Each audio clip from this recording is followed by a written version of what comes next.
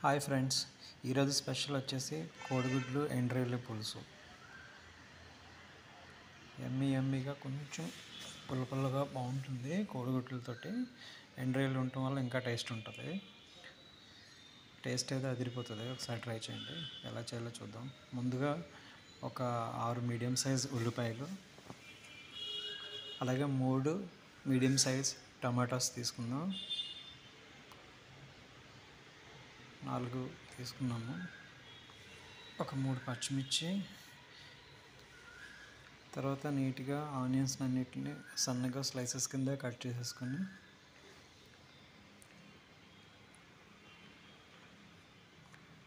మొత్తం అన్ని ఉల్లిపాయలు కట్ చేసేసుకుందాం.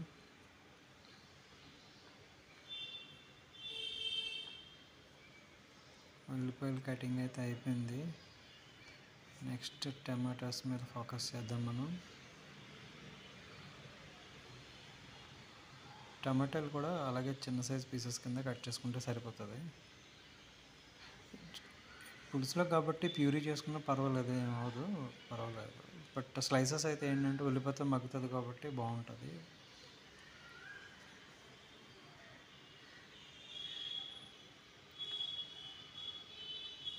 టమాటాలు కట్టింగ్ అయిపోయింది. ఇప్పుడు మనం పచ్చిమిరకాయల మీద పడదాం.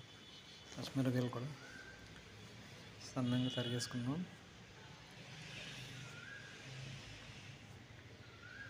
తర్వాత కొంచెం కొత్తిమీర తీసుకుని కొత్తిమీరని కూడా స్లైసెస్ కింద కట్ చేసుకుందాం. యాక్చువల్గా ఇవన్నీ కూడా రెడీ చేసి పక్కన పెట్టుకుంటున్నాం.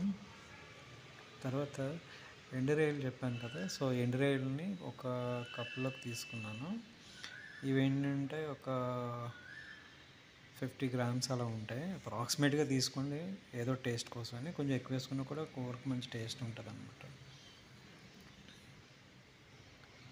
తర్వాత ఎగ్స్ని బాయిల్ చేసేసుకుని ఒక 10 నిమిషాలు బాయిల్ అయిన తర్వాత మనకి ఎగ్ ఉడికిందో లేదో మనకి ఎలా తెలుస్తుంది అంటే చిన్న క్రాక్స్ వస్తాయి ఎగ్స్కి బాయిల్ అయిపోయిన తర్వాత. ఇవి ఆల్రెడీ బాయిల్డ్ ఎగ్స్. ఇవి జస్ట్ మీకు ముందు చూపించలేదు, చూడండి. చిన్న క్రాక్ పగిలింది కదా, సో వీటిలో ఏంటంటే తొక్క తీసుకుని దానిపైన ఉన్న షెల్ అంతా రిమూవ్ చేసేయండి. పాన్ పెట్టుకుందాం. పాన్లో కొంచెం ఆయిల్ పోసుకుని ఆయిల్ మరిగిన తర్వాత ఈ గుడ్లు ఏంటంటే రోస్ట్ చేసుకుంటాం. డైరెక్ట్గా వేసుకుంటారు కొంతమంది, కాకపోతే మేము ఆయిల్లో గుడ్లను వేపితే ఏంటంటే తిన్నప్పుడు మంచి టేస్టీగా ఉంటుంది అని చెప్పి మేము గుడ్లను వేపుకుంటాం అన్నమాట. ఆయిల్ బాగా మరిగిన తర్వాత అందులో కొంచెం పసుపు, కొంచెం కారం కూడా వేసుకోవచ్చు. బట్ మేము పసుపు కారం ఓన్లీ కారమే వేసాం. సో గుడ్లన్నీ కూడా మీరు ఈ పాన్లో వేసేసుకోండి. ఇలాగా ప్రాపర్గా అవి కలుపుకోవాలి, లేదంటే కింద పాన్ బాగా హీట్ ఎక్కువ ఉంటుంది కదా, ఈ ఉడికిన ఎగ్ ఇమీడియట్గా దానికి పట్టుకుని ఏమవుతుందంటే ఊడిపోతాయి అన్నమాట. షెల్ అంతా బాగా రోస్ట్ అయిన తర్వాత ఇలా ఉంటుంది. కలర్ అయితే మేబీ లైటింగ్ వల్ల అలా వస్తున్నట్టు ఉంది, కానీ మేము ఏ కలర్స్ యూస్ చేయలేదు.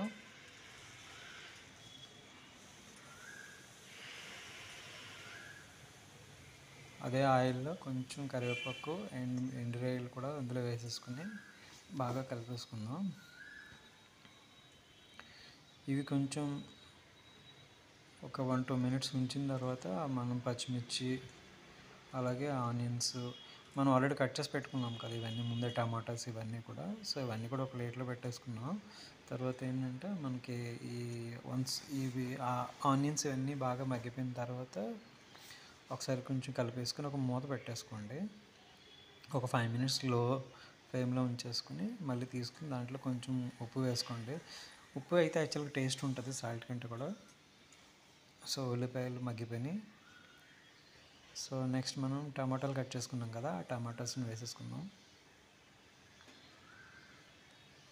టమాటాస్ కూడా యాక్చువల్గా టమాటాస్ వల్లే పులుసుకి మంచి టేస్ట్ వస్తుంది. అందులోనే ఎండురాయిలు కూడా అవి మనం రైస్లో తిన్నప్పుడైతే ఆ టేస్టే వేరు, చాలా బాగుంటుంది, వేరే లెవెల్లో ఉంటుంది టేస్ట్.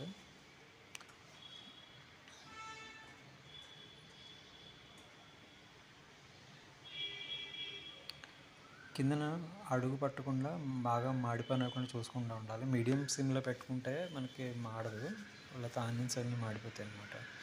కారం ఒక స్పూన్ వేసుకుంటున్నాం. ఎక్కువ స్పైసీ కావాలనుకుంటే ఇంకొంచెం వేసుకోవచ్చు. బట్ ఈ పులుసులోకి ఏంటంటే అంత స్పైసీ బాగోదు. ఏం చేపల పులుసు ఏం కాదు కాబట్టి అది పులుసు కొంచెం పులుపు ఉంటుంది కదా. అలాగే చిన్నగా చింతపండుని ముందు నానబెట్టుకుని ఉంచుకొని దాన్ని ఇప్పుడు కలిపేసి వేసుకుంటున్నాం దీంట్లో. ఒక కప్పు సరిపోతుంది. తెలియని వాళ్ళు ఏంటంటే చింతపండు చేతిలో కొంచెం తీసుకోండి. మరీ ఎక్కువ కాదండి. ఒక అరౌండ్ మనకి ఒక నిమ్మకాయ సైజ్ అంతా, అంటే మోడరేట్ అనమాట. పెద్ద నిమ్మకాయ కాదు, అలాగే చాలా చిన్నది కాదు, మీడియంగా ఉంటాయి కదా లెమన్ సైజు. ఆ సైజులో ఉండే అంత తీసుకోండి చింతపండు. ముందే నానబెట్టేసుకోండి. తర్వాత చూస్తున్నారు కదా పులుసు బాగా మరిగింది.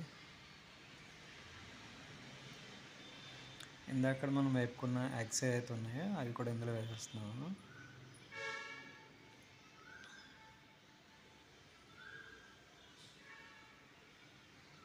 పులుసు అయితే మరుగుతుంది, కొత్తలాడుతుంది. అప్పుడే కొంచెం కొత్తిమీర వేసుకున్నాం. యాక్చువల్గా ఏంటంటే ఈ వీడియోలో చిన్న మిస్టేక్ అయింది. మేము పోర్ట్రేట్ వీడియో తీసేసాం ల్యాండ్స్కేప్ తీయటం.